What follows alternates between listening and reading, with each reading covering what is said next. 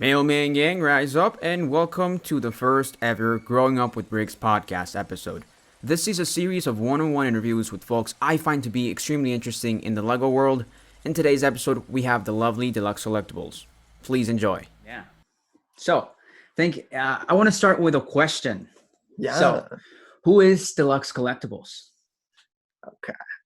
Pretty broad question there.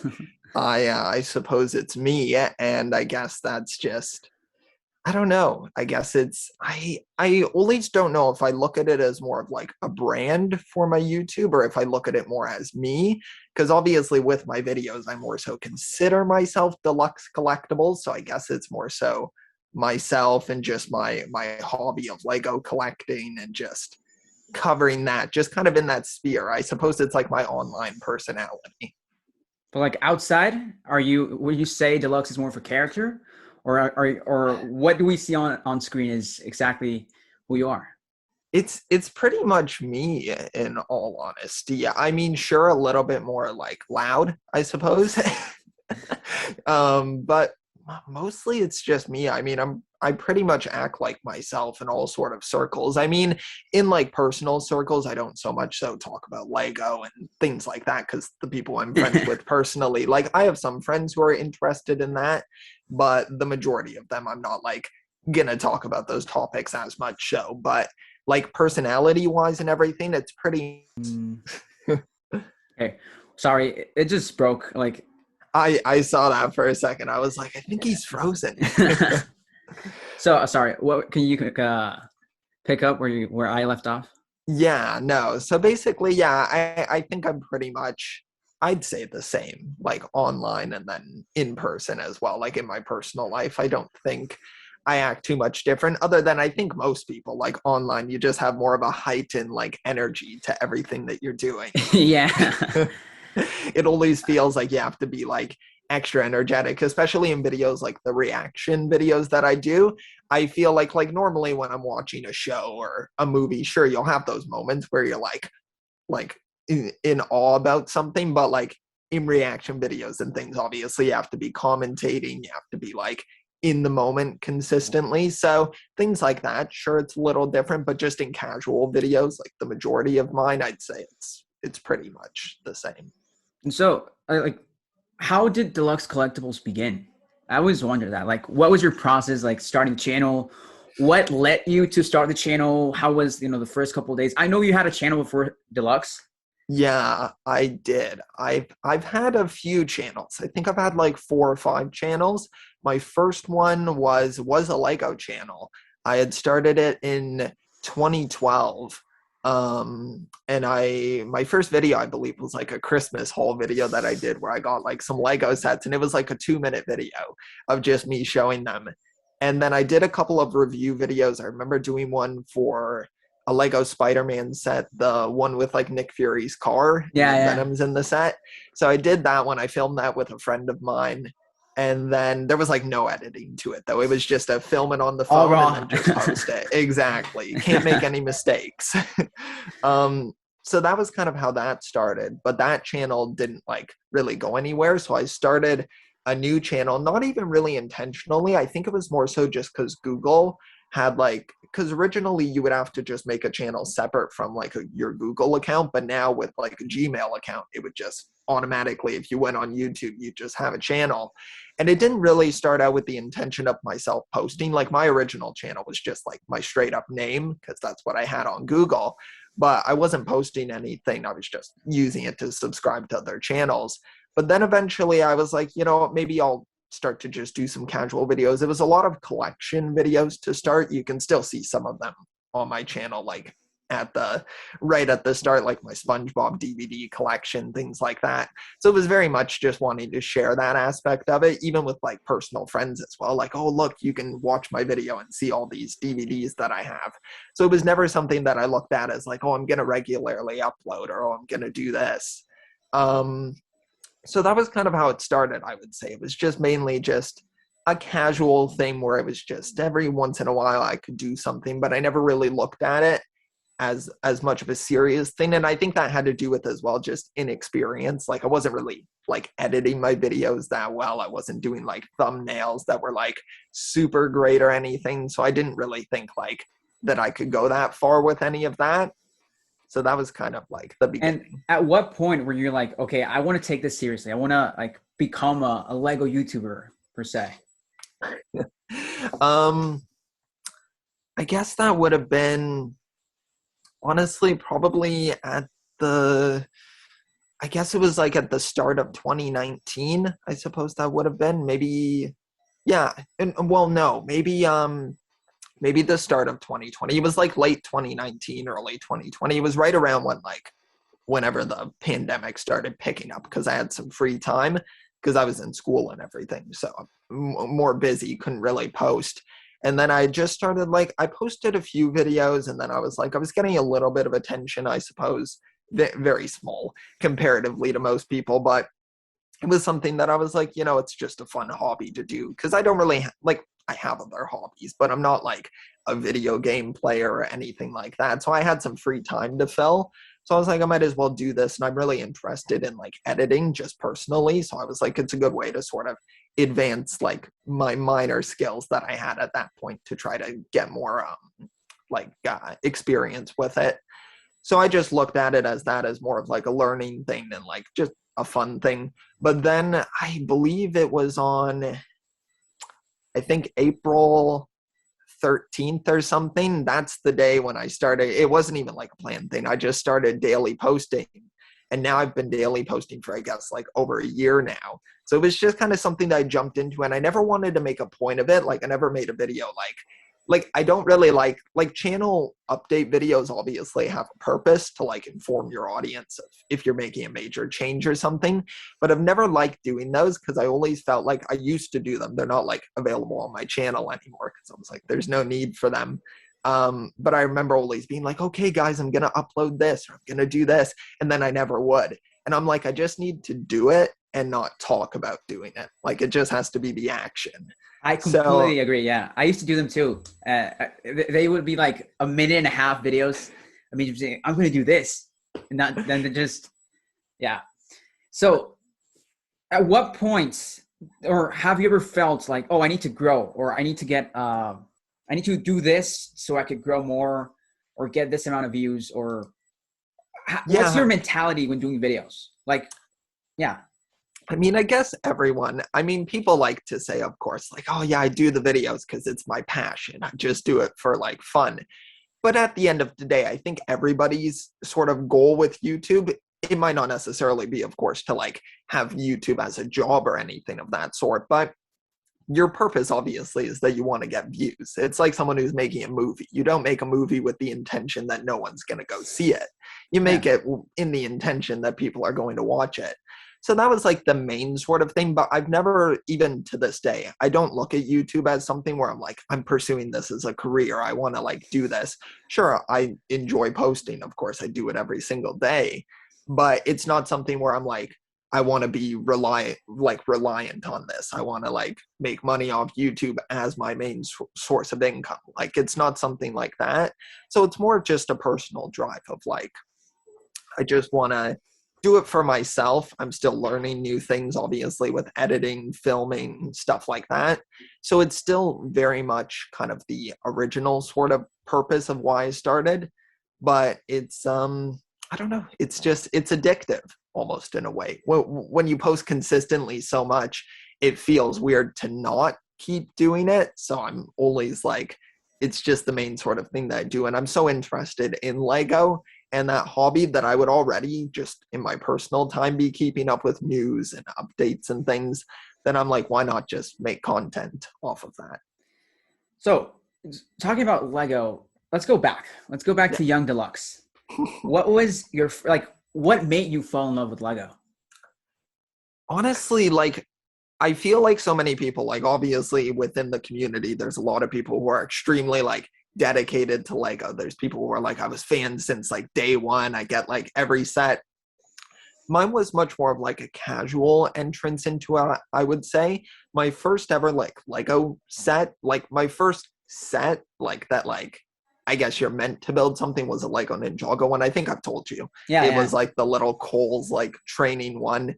But my first like actual Lego like introduction to it was just like a bin of Legos, just or Lego. I said Legos there for a second, but yeah, just a bin of that, and I would just build with it occasionally. But it was never something where I was like, oh, I want to get more of this, or I want to like get some of these sets. And it was mainly also because like I didn't have money, obviously. At that point, I couldn't afford to buy like a ton of Lego. So it was definitely more of a casual entrance into it. But I would say like, I guess going back to like kind of like that first channel in 2012, I made like that Christmas haul video. So I was obviously getting Lego at that point, but it was much more of like just a, sure, if I can get a set, that's great. If it's a gift or if it's a birthday thing, but it was never something where I was like, okay, I need to like work towards getting this specific like Ninjago set or the specific like at that time like SpongeBob set or like any of those like old themes. It was more so just like, oh yeah, I'll put it on my wish list. Like I've always been a person who's like very interested in a lot of different products. I know a lot of people are like exclusively just like Lego collectors, and I'm more so that way at this point because like you kind of have to be able to like afford all the Lego because they make like so many sets at this point. So it's definitely was something like, I collect the Funko Pops, I would get Blu-rays. So it was much more split up. But I think like with the YouTube channel, that's what kind of propelled me into more just specifically Lego focused. But yeah, it was kind of like a loose entrance to it, casual.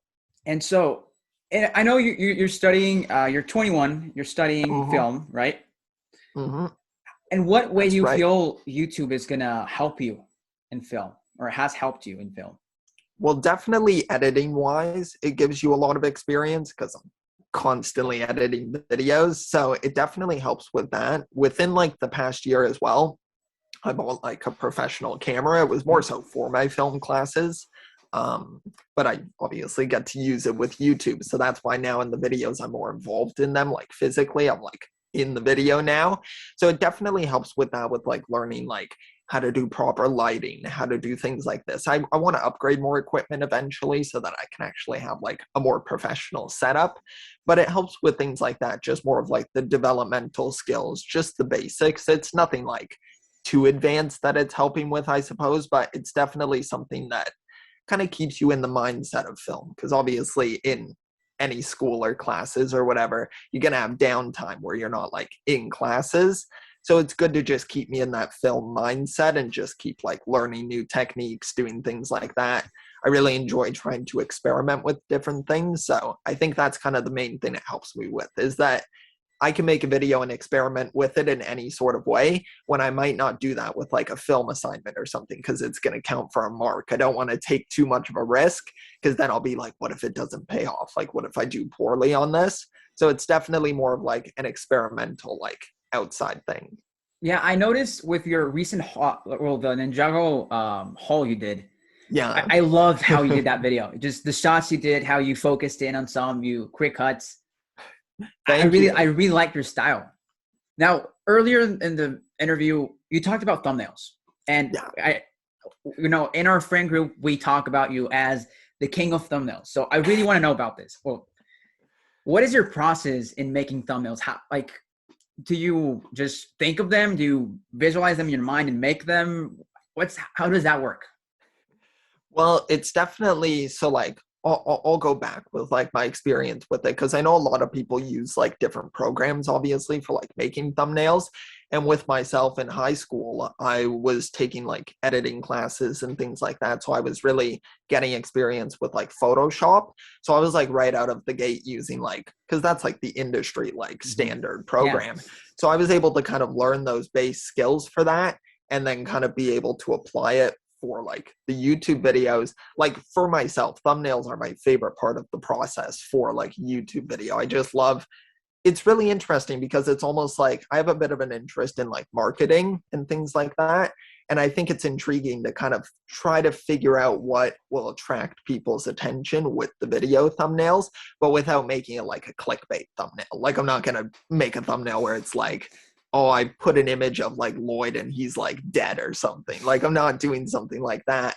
but it's kind of fun to experiment with like different ways to edit things. Like I did a video recently where it was about a canceled Lego Ninjago Seabound set, and it was like, you know, Lloyd's hydromech that was Yeah, I saw that. It was red. Yeah. yeah. So it was originally going to be Kai's crab mech, and I was like, okay, how in the thumbnail can I like show people Kai's crab mech when it doesn't exist? And my initial thought was, because in the interview, the source that came from, they showed an image of Kai's fire mech from the Lego Ninjago movie, and I was like, I could do that, but like I feel like people are going to see that and they're going to be like, oh, that's just Kai's like fire mech. So I was like, okay, I should like take the image and then recolor all of the elements, which honestly took like so much time. I was like, okay, I didn't know this would be like this much time consuming, because I wanted it to look really good and like more believable.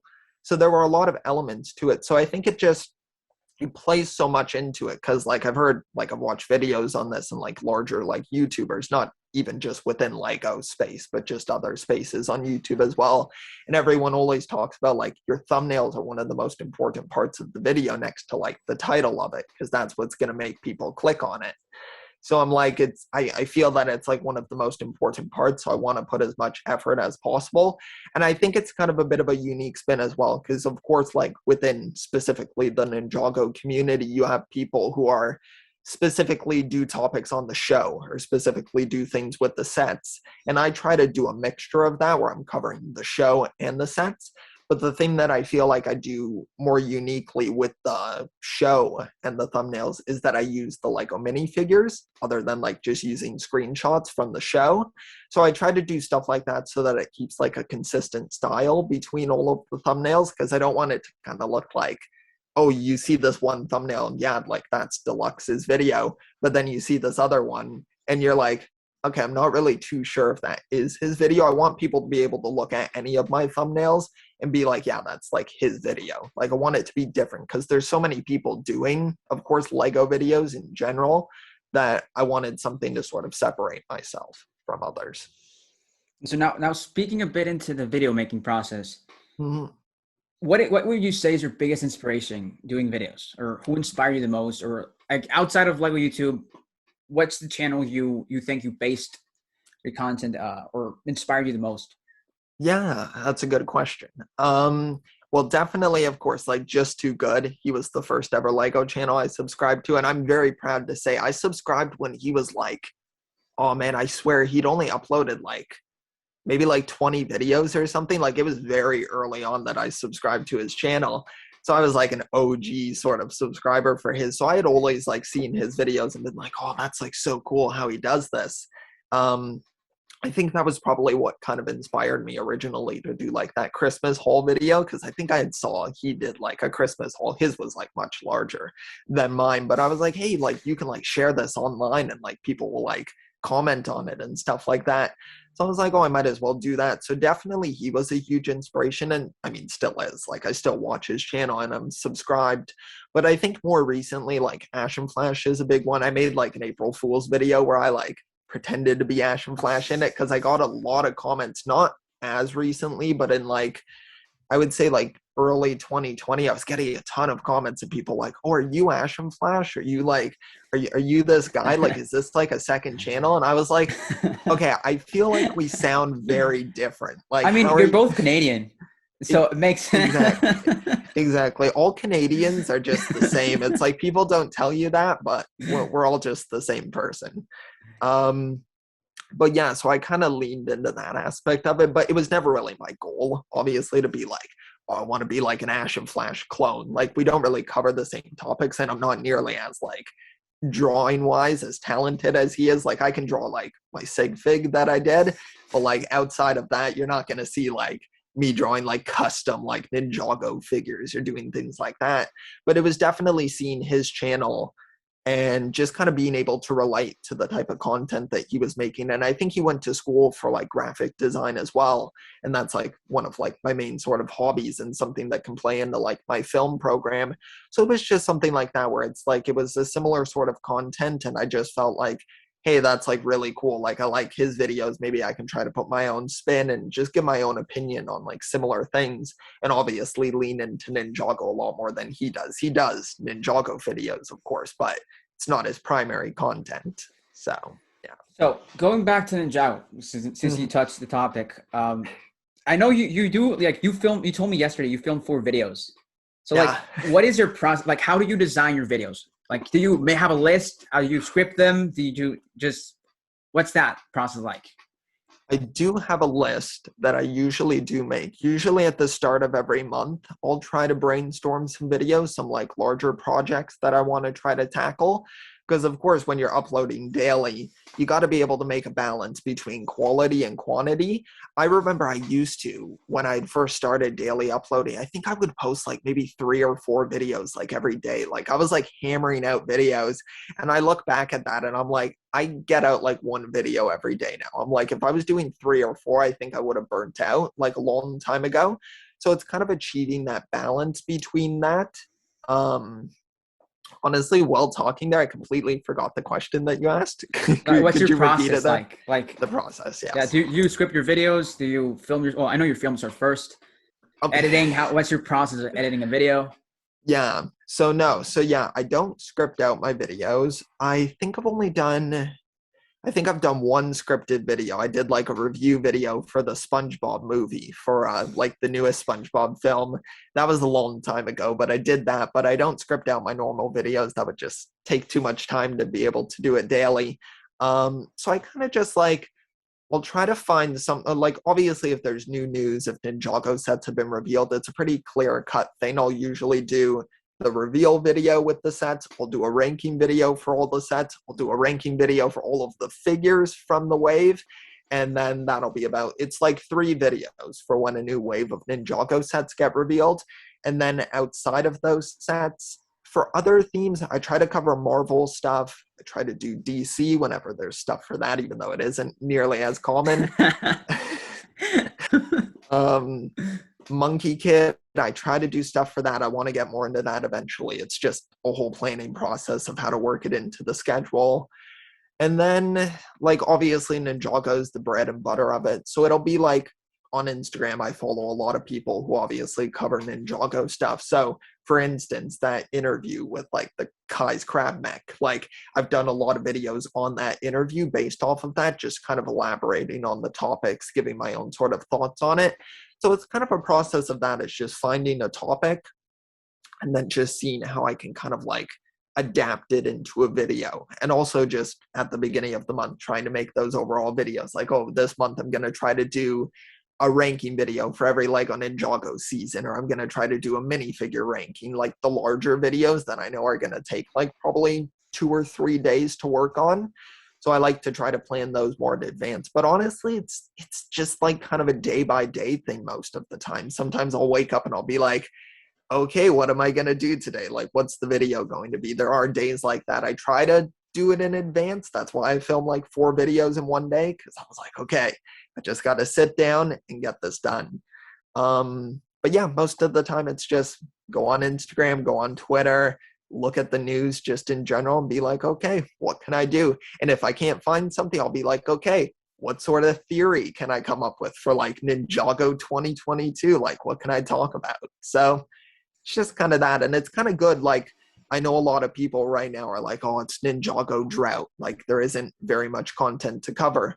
But honestly, I kind of don't mind that, because I feel like it's the opportunity to kind of have to like dip into your creativity and like find topics that people normally wouldn't talk about. So you get to see more like niche videos where, yeah, when the new Ninjago season's out, like 100 people are going to upload a review video for the new episode. But in this, I don't think as many people, like, how many people are going to make a video covering like Kai's Crab Mech or like covering this interview or doing this? So I think it allows for every creator to make kind of more unique content, and that's just better for the community, I think. And so, like, you being, of course, being one of the big, I consider you a big Ninjago content creator. Do you ever I appreciate feel that. you're fighting or you're in constant competition to others? Like, of course, you every time a new season comes out, you do reactions. I know Yeah. we were talking the other day about you having to change the thumbnail style of the season 11 Yeah. reaction videos. So, do you ever feel you're in constant competition? And if so, how does that affect you mentally? Yeah, of course, there's so many great creators in the Ninjago community that, yeah, sometimes I suppose you can feel at odds with other types of content. But I think as well, it just kind of creatively stimulates me as well. I think seeing videos from other creators, people like, I mean, just basically everyone in the community like that I follow or look at their content, I'm always like, oh, that's like awesome how they made this video. I want to try to make something that's equally as awesome as theirs, or at least try to achieve that. So I think it's almost not more of like, I got to get like more subscribers than this guy. I want to surpass like this person. It's more so just of like, hey, this person's making really great content. And especially of recently, I've been so much more, I feel more connected with people in the community, like you, like reaching it, like getting to talk to you. I have like groups now that I talk with in the community. I feel like when I first started daily posting and things like that, I wasn't talking to anybody in the community. Like I didn't have communication with anyone, but I feel like being more like integrated into the community has kind of almost gave me more like motivation to want to keep posting, because I'm like, look at all this cool stuff they're making. I want to be able to do the same thing. And I also want to be able to work with these people at some point, do collaborations, like talk with them, do things like that. So I think it's just more so not like a competitive thing. It's more so just I want to be able to do the same sort of thing as these people alongside them. Actually, you touched something I really wanted to ask you. What Yeah. motivates you? Like, It's a yeah, tough question. because for me, when I wake up, sometimes like I told you earlier, I feel tired. There's some days I don't want to work. I don't feel motivated. So like, yeah, I'm really interested in because you do daily videos, and I used to do daily videos, and some days I just felt like the video was trash. So there was a time I took down the video because I just didn't like how it turned out. Yeah. So for you, you've been doing this for what, a year, almost 2 years now, daily Yeah, uploading. it's like a year and a half. I So what guess, keeps you motivated? consistently. It's like I wish I had a clean cut answer where I could be like, hey, follow this and you'll like no problem uploading daily. But it's really just like, I don't know, you kind of have to, I don't know, maybe it's the fact that it's my main sort of hobby, that it is what I consistently pour most of my time into, like my free time. So it's just something more of like, hey, you'll see people who are like, you can go and ask someone like, why do you play Fortnite every day, or why do you do this? It's the same sort of thing, of that it just brings me enjoyment, and I find a lot of like creative stimulation through it. I like doing this. And it's also been a big thing with the motivation of that I have a lot of free time right now. I'm not like in like a full semester of classes. I have a few classes that I do take in the summer, but it's just a matter of like, hey, what else would I really be doing right now? I might as well pour my time into this. And that's what kind of gives me the motivation. And of course, like people commenting on the videos, people watching them, getting to talk with other people in the community. I'm like, if I stop posting videos, I'm probably like, well, I might lose some of these like friendships that I have in the community. Like I might not be able to like make a video with someone if I'm not posting anymore. So it's things like that, just staying like connected with everybody in the community. That's like a big thing that makes me like, okay, I might not feel like uploading today, but like I'm gonna do it. And normally once I start recording the video, I'm like, okay, I'm into it now. Like it's more of just like getting it set up, setting up the camera, getting everything ready. That's the part where I'm like, oh, do I want to do this?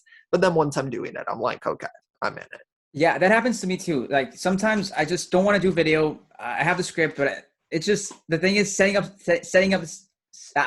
getting everything done. And then, but once you start talking and you just feel yourself and you enjoy it. Yeah. Now, something I really had issues with this past year is school. I got into college.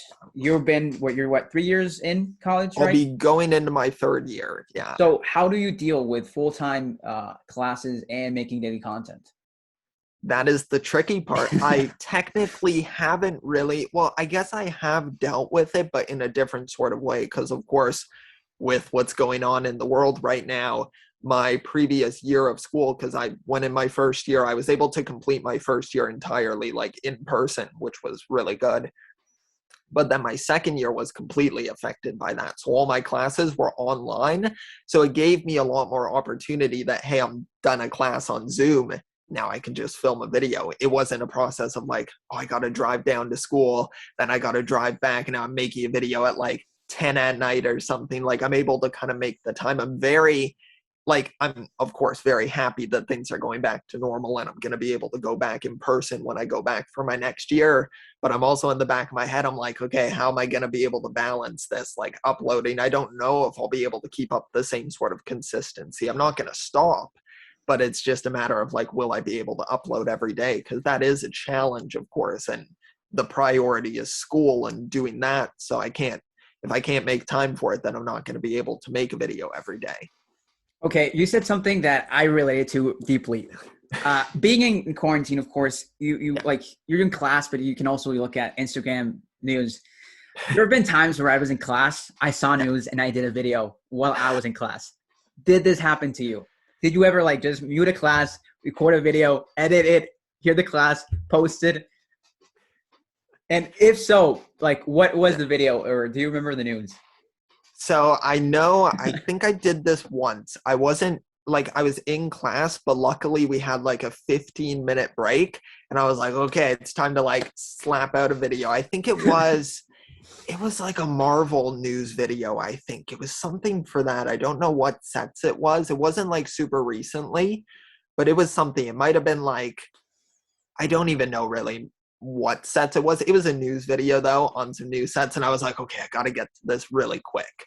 So I went on my break, I muted myself, and then I recorded it so quickly, and I did edit the video while I was in class. I was like just like editing it in the background while I was on the call. Luckily it was a class where it was just pretty straightforward, and also all of my classes are recorded by my professors, so if I need to revisit something, I can easily access that. So it was definitely much easier to be able to do it in that way. But yeah, I've had times where I've been in class and I've looked at something and I'm like, oh man, I really want to cover that right now. But normally I'm pretty good with like, okay, it can wait, I can do it after. But I can definitely see the temptation to want to do that. Yeah, I think it happened to me once, or it happened to me twice. Yeah. It's both Monkey Kid. It was I woke up, I had a class at 7 p.m. or 7 a.m. Wow. And there was the drone copter just revealed. It was like in November, like out of the blue. And I was in class. I saw it. I literally muted the class, recorded myself, edited it as quickly as I could, came back into class. And then the second time, it was like 10 a.m., 11. I took a plastic class, right? Polymers. And we were making molds. We were like making molds. Then the Monkey Kit sets were revealed. I literally I left the mold outside, went in, got my mic, recorded everything, edited while I was waiting for the mold to be out. Wow. And yeah, that was that. That is some dedication to getting out a video. Yeah, no, I think, well, you mentioned this earlier. The days where there's a ton of news and you just feel you have to make 3 videos or 2 videos. Those days are they're horrible. Like when those days happen, I don't post a video the next day or the next 2 days. It's rough. It is. Yeah. It's almost like you have to like put a self-limitation on yourself. Cause yeah, there will be days where Lego is like, hey, let's just reveal like 100 sets or something. Let's just get every single theme revealed in one day for some reason. And it's just like, okay, you have to kind of prioritize what you need to make first. And normally what I'll do is I'll be like, okay, let's say there's Ninjago, Marvel, DC, Harry Potter, like that sort of stuff. I'll be like, okay, Ninjago, obviously I'm going to do that stuff first. I'll record all of that. I'll edit it. I'll get it done. And then the other stuff, I'll normally try to record it all just straight. I'll just record everything. And then I'll just gradually edit it and then release it across the next couple of days. Because people still seem to have a bit of an interest in watching it, but it's definitely not going to be like, even if I posted that right away, some other channel's going to get more views. Like someone like Ash and Flash, for instance, obviously he's kind of known as like the superhero sort of person. So he'll cover that content. And I know that people will flock towards his channel. So I'm just like, I'll cover my sort of stuff that I'm most interested in. And then the other stuff, I'll gradually put that out over time. And normally, if I'm a little bit late on a news video, I'll just skip doing a straight up news like thoughts video and I'll just do a ranking video. Because I'm like, I'm going to do that anyway. I might as well just jump straight into it. And I don't see too many people do ranking videos. So I'm like, it's something that's a little bit more unique. Well, I remember with the Star Wars, we were at LegoCon, and you just like, I Yeah. have a surprise. And then it turns out Mr. Deluxe already had the Star Wars set images and had a video made ranking the sets. I did, yeah. That was the biggest flex I've ever seen. He just saying like, oh, I know something special. Gotta wait till 2 p.m. I had some insider behind the scenes information there. Yo, wait. Apparently video is dead. I'm just getting... Apparently video just died while we're recording this. Okay, so thoughts on video dead, I guess. Dying. I mean, is that like news that you just saw? Apparently, I'm getting like Discord notifications of people saying video is dead. Oh my goodness. Wow. Well, okay, it's like a two-sided thing here. I like video. I'm one of the people who is like, I like this. I like the figures. Not so much so the sets. I do kind of wish I could just buy the minifigures on their own because I'm like, I like the sets. I can have an appreciation for them. They kind of give me like Lego movie vibes of kind of being like very wacky and random. But the figures are what I'm most interested in. But honestly, it's a two-sided thing of where I'm like, okay, if it's ending, that's going to save me a lot of money because I'm not going to have to buy like wave 3 of video or wave 4, like all of this. But obviously for Lego as a company, I want the new themes that they introduce to like be successful. So it's a little bit sad. But at the same time, I'm kind of like, you know what? That might be okay, but also I really hope they release that second series of minifigures. Because remember when they revealed that second series, but then they kind of delayed it? I really hope that's still going to come out then, because that would suck. Oh yeah, I remember. I completely forgot about the second series. Yeah, because it got like, it was originally, I think, going to come out, but then they delayed it. And people thought at first it was because they got a lot of backlash on like the cardboard packaging. So people were like, oh, they're probably just going to do it in standard minifigure packs. And that's why they had to delay it. But now maybe the reason was the video wasn't doing too well. I mean, I've seen video on discount at Lego stores. So See, that's not a good sign. See, I would be buying so much video if it was on discount. But over here in Canada, I have never seen video on sale. I've never seen it go on a sale. And I'm like, how? Like, I see it constantly in stock. And I'm like, somehow they're not putting it on sale. But now I assume it's probably going to go to clearance eventually. I like the boxes, but I think, and I get Lego's pricing because like being in industrial design, you do learn a lot about how manufacturing works. And manufacturing is horrible. Like it's a miracle things are produced because like sometimes you can have an idea, but once you design it, you have to change things so it can be produced in quantities. Yeah. And so Lego does miracles because they do so much bricks. They have so many factories and they still sell Lego at really good prices, or mostly sell Lego at really good prices. But video is the one example where it's like it's fair for them because they're really putting a lot of plastic into and they're making a lot of molds, but it's still $20 for one figure. I think it's such a big thing with the app integration, I feel like, as well. Of course, with that app as well, Lego has access to Universal's library of music. So I think paying for the rights for that is probably costing Lego quite a bit. So they're probably like, okay, we got to find some sort of way to factor this into the cost of the physical product. So I think that plays into it as well. But definitely with plastics and stuff, I've looked into that as well. Because I feel like people are so quick to like judge Lego and be like, Lego, why aren't you like doing this, or why aren't you doing this? Where is it? The Scarlet Witch fig. Let me look for it. Yeah. Where is it? Let me give up. A lot of people hate on this figure, but like, it's a miracle the figure is good, because like dual molds are hard. Well, one mold is super expensive, but two molds are even more expensive. And also, like, you need to find a way to inject this. And like, I've looked at the figure and there's no way to inject the crown. And it's like, it's weird. Yeah. I see a huge thing, especially with Marvel. I feel like Marvel gets like bullied by the community with their minifigures. But something recent like the No Way Home wave of sets, I feel like you see a great minifigure like the Gucci Spider-Man, I suppose, or the black and gold suit. And you see that one, and I see that minifigure, and I'm like, that's absolutely phenomenal. Like, look at all of the printing. I couldn't ask for anything more with that figure.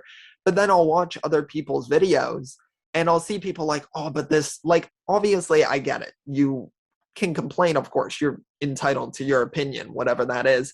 But I feel like people don't really like see these great things that Lego is doing, but instead they choose to focus on like, hey, Lego, like, why didn't you do this? Why couldn't you have improved on this? I feel like we should just be like, hey, isn't it just great that we're getting this as a product from Lego? I think, like, obviously, at the end of the day, Lego is a business, and Lego has to choose whatever is going to be most economically good for their company.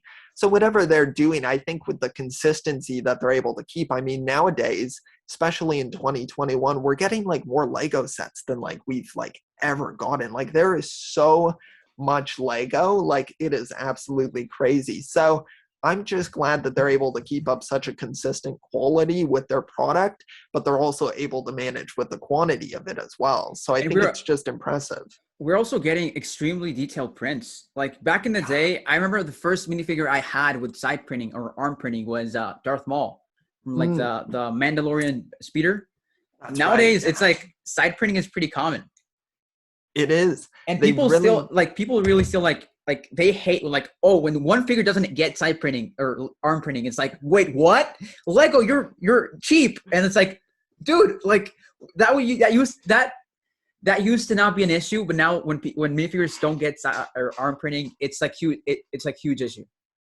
It is. It's like when you look at like a new minifigure series and people will like dissect every figure. Like, I do it myself too. I do the ranking videos for them.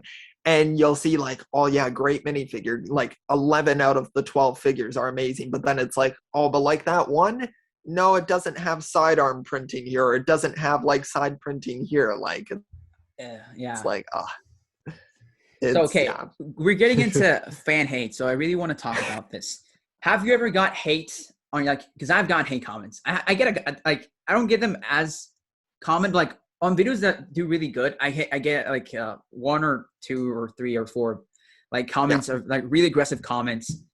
And like, those always stick out to me. So I'm wondering, like, do you read your comments? Do you see hate comments? What type of hate comments do you get? Yeah, I read all of my comments because, I mean, like, I get like, on average, I'd say like 20 comments per video. So it's pretty easy to keep up with the comments and reply to most of them. But yeah, I've gotten like my fair share of like people with like criticisms about the video. I've always seen the best way to deal with it. I'm a very like I'm not a very, I don't even know what the right word is. I'm not going to pick a fight with anyone. Like, I'm not the type of person who, if you say something, I'm going to immediately be like, oh yeah, well, I think this and I think this. I don't think I've ever replied to like a hate comment on my channel. I've never like, I'll see them and I'm like, you're perfectly entitled to your own opinion. You're watching the video. Now, some of them I'll be like, people are like, oh man, this was like dreadful. Like, oh, that was like 20 minutes of like torture. And it's like, yeah, but like, I'm not, and it's like, I'm not forcing you to watch the video though. Like, then like, go watch someone else then. So it's kind of like a matter of like, I almost find them more entertaining most of the time. I'm like, I try to think like what the person's thinking like in their own head and then kind of try to rationalize like, okay, but like, I like see you regularly watching my videos, but then for some reason you're like, oh yeah, but I don't really care for them. And it's like, that's kind of odd. So yeah, there's like my fair share of ones, but I think the best way is just to always not like highlight the comment, don't give it attention. And most people in my comment section are pretty good with like not starting fights in the comments or anything like that about it. So I think most of the time it's just turn a blind eye to it. And most of the time people will just not go any further with it. And I know, well, you mentioned earlier you started YouTube pretty early. When you were younger, did you get hate comments, or do you remember getting hate comments? I don't know if I ever really got many comments at all. there were not really a ton of comments on like my super early videos, I would say. I do remember on this channel, like Deluxe Collectibles, I don't think the video is like public anymore because I just was like, oh, it's kind of cringy the way that I like did the video. But I remember, it's not a bad comment, actually. This is an example of a good comment, but I remember Just Too Good commented on my video. And I was like, oh my goodness, like Just Too Good. And I was just like, I feel like it's kind of a thing of like the good comments outweigh any of the negative ones.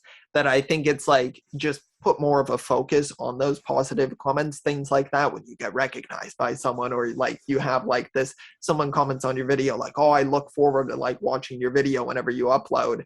And it's just like, as long as you just focus on those and the positives, I think that really the negatives, that's going to come with anything you're doing, just in life in general. Whatever you do, there's always going to be someone who's like, no, you're doing a bad job at that, or oh, you could do better.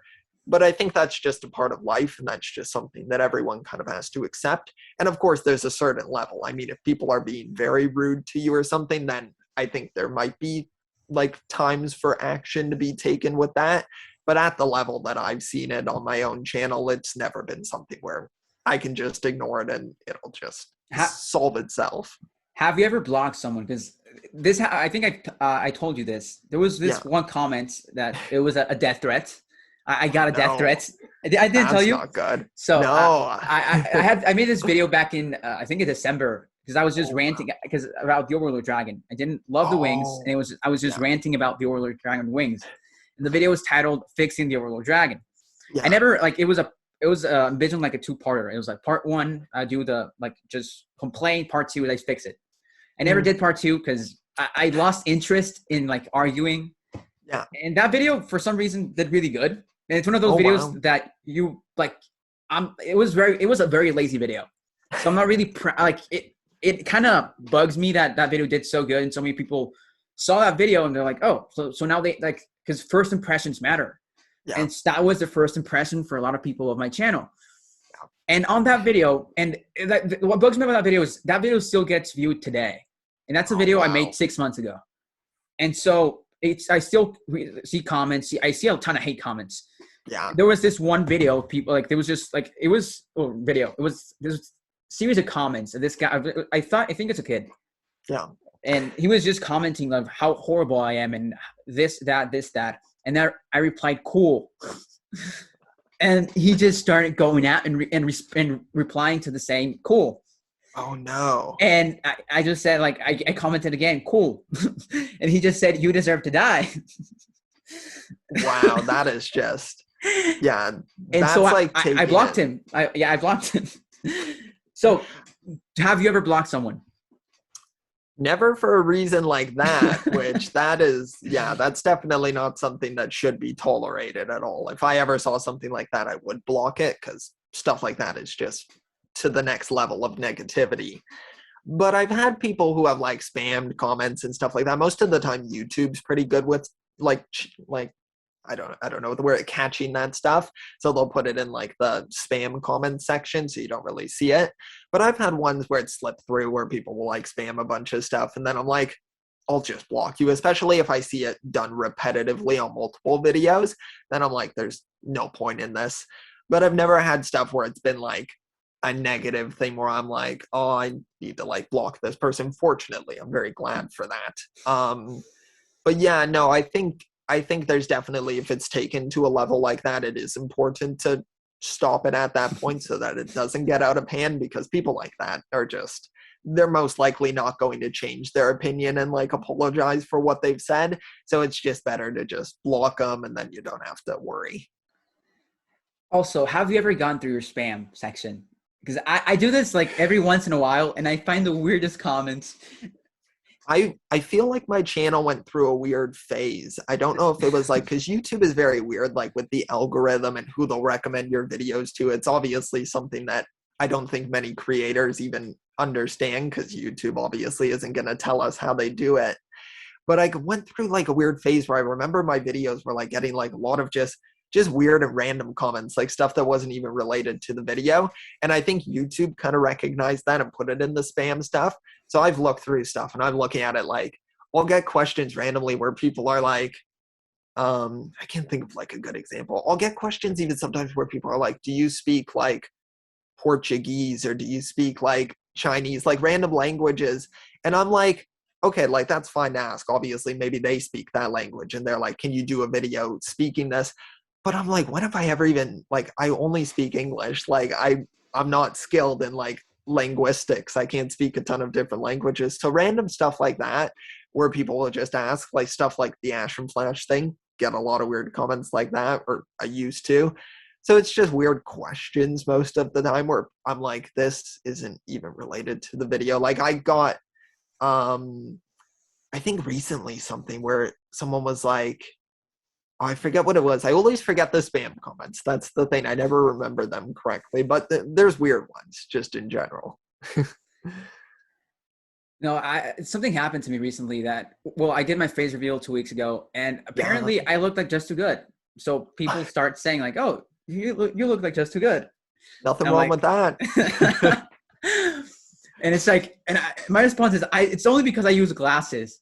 Like that's, I didn't know this. Apparently, Just Too Good is also of Mexican descent. I thought he was Italian, but apparently, yeah. So because I'm Mexican, so apparently that's why I look like Just Too Good. It's like the same thing with me. It's like Ash and Flash. Oh, they're both Canadian. Must be the same person. So apparently, we're the new Just Too Good and Ash and Flash. Exactly. We're like the new generation. Yeah. we're like the like in the Loki show. We're like the variants. We're the variants. We're when the Wi-Fi bar goes goes down. We're the Ninjago and the Monkey Kid variants of those two. Okay, that's funny though. I think I've taken too much time, but I want to end this interview with one final question. How do you see yourself in 5 years? Ooh, 5 years older. No, I'm kidding. I don't know. I guess, I mean, 5 years is quite a long time. I mean, I see myself hopefully in a full-time career at that point, because I'll be done my main sort of program. And then I plan on going into another program after that, which I won't elaborate too much on. But I plan on doing more schooling after this program. So I'll probably be in a full-time job at that point, or something at least. So something like that. But then in the YouTube sphere of things, I see myself still hopefully doing something YouTube-wise, maybe not as consistently, but I would see, my goal is always to be active on the platform, maybe not as active as now, but I like to think that I'll still like upload a video maybe every couple of weeks or something, or maybe every week. It depends on the schedule. It's so hard to predict those things because you just don't know. But I think my main sort of hope for that point is that maybe I would have grown a little bit more on the platform, get to collaborate with more people, things like that, just kind of branch out a bit more, maybe even tackle different types of content as well, maybe different things in the Lego sort of sphere of creators. So just kind of like sort of an evolution. That's what I hope to see. I hope that I'm not in the same place that I am now. And I'd like to think that in 5 years, something would have changed by then. So that's what I hope for, is just growth and evolution, whatever that entails. Also, what would you like to work at? Because I know you're studying film. So would you like to direct films, commercials? I would like to, I've always had an interest in like teaching. That's always been one of my main things. So I'd like to hope maybe be like a sort of like film professor, something like that. In order to do that, you have to have experience in the film industry for a couple of years. So I hope to like get into like that industry, do stuff in there, and then transition over to doing like more like teaching sort of relevant things. So something like that. I'm really interested in like education just in general. I'm a person who's very much like, I enjoy school. I like going to school and learning different things, doing different classes. So things like that I've always been interested in. So I think something like that is where the direction that I'm headed towards. And do you feel that YouTube in a way like could affect you, or do you think it could move you up? I don't know. Maybe I'll start doing videos where I just teach. I just like, all right, guys, here's the lesson today. Completely not Lego related, But no, I think it definitely helps in the presentation sort of sense of that, especially now being in front of the camera most of the time in videos. I think it's kind of how you present yourself, body language, like the way you speak, obviously things like that. I think it definitely helps with the development of that. So I think things like that are definitely things that will sort of tie into that career pathway if I go that direction. So yeah, I think that it definitely does help in ways that you might not think at first, but I think like internally it's like, yeah, you can kind of see there's a bit of an evolution. Well, man, it's been a pleasure talking to you. I mean, we're still friends, so we're gonna still talk. But This is thanks the for last conversation. It's over. It's I came for the interview. This concludes the story of the Ash and Flash and Just Too Good variants. variant. Well, thanks for coming, man. It's really a pleasure.